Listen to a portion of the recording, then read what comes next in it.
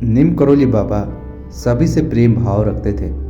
उनका मानना था कि यदि व्यक्ति संसार में हर किसी से प्रेम करेगा तो संसार के आधे से ज़्यादा दुख और कष्ट समाप्त हो जाएंगे। नीम करोली बाबा का यह भी कहना था कि व्यक्ति को कभी भी घमंड नहीं करना चाहिए, क्योंकि यही व्यक्ति के दुखों का कारण बनता है।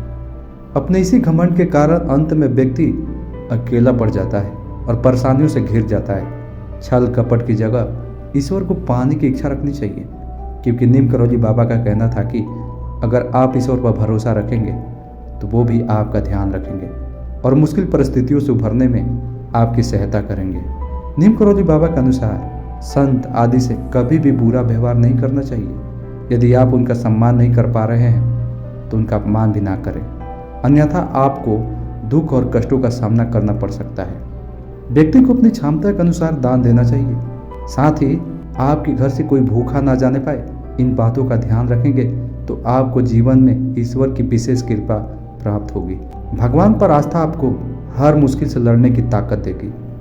आप अपने दिल में पैसा नहीं भगवान रखें, पैसा तो बैंक में रखते हैं। खुद को समझने का प्रयास करो, तभी इस धरती का उद्धार होगा। आप जो भी सच्चे दिल से चाहोगे वही आपको मिलना तय है। मैं किसी की सेवा कर सकूं, इसके सिवा मैं कुछ और नहीं चाहता। जो आपको दिखता है वह सत्य नहीं है, बल्कि सत्य तो हर जगह पर है, वही ईश्वर है। सब कुछ खो देने के बाद आपको जीने की चाह होगी तो आप सुखी होने लगोगे। ईश्वर को ध्यान में रखना ही असली भक्ति है। हर समय आपके मस्तिष्क में भगवान का श्रवण होना चाहिए। हर किसी की सेवा करें, हर किसी से प्रेम करें, सत्य की राह पर चले। आपको अपने प्रभु को मिलने के लिए कहीं बाहर जाने की जरूरत नहीं है, वह तो आपके अंदर है। सारी चिंताएं छोड़ दो, यही सब समस्याओं की जड़ है। यह दुनिया तो एक छलावा है, तो आप क्यों चिंतित हैं?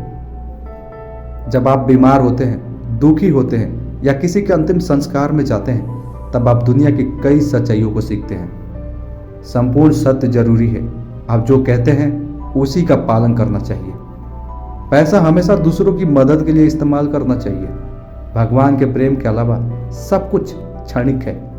सभी सांसारिक चीजों को अपने मस्तिष्क से साफ करिए। अगर आप अपने दिमाग को नियंत्रित नहीं कर सकते तो आप भगवान को कैसे महसूस करोगे? आप अपने 100 साल तक योजना बना सकते हैं, किंतु आप यह नहीं जानते कि अगले पल क्या होगा। पूरा ब्रह्मांड हमारा घर है, इसमें रहने वाले सभी प्राणी हमारा परिवार है। किसी विशेष रूप में भगवान को देखने के बजाय उसे हर एक चीज में देखना शुरू करें। उनके अनुसार किसी भी व्यक्ति के सामने अपनी ताकत या कमजोरी कभी उजागर नहीं करनी चाहिए। ऐसा करने से शत्रु आपकी रणनीति जानकर सतर्क हो सकते हैं और इस चूक की वजह से लड़ाई से पहले ही आपकी पराजय सुनिश्चित हो सकती है। यह संसार आसक्ति है, फिर भी तुम चिंतित हो जाते हो क्योंकि तुम आसक्त हो। काम, लोभ, क्रोध, मोह ये सब नरक के मार्ग है। किसी भी बुद्धिमान व्यक्ति को दूसरे के सामने अपनी आमदनी का जिक्र नहीं करना चाहिए। ऐसा करने से लोगों की आपकी आय पर बुरी नजर पड़ सकती है। इतनी ही नहीं, वे पैसों के हिसाब से आपके स्तर को भी आंकना शुरू कर देते हैं। दान पुण्य का कभी भी दूसरों के सामने बखान नहीं करना चाहिए, वरना उसका महत्व खत्म हो जाता है।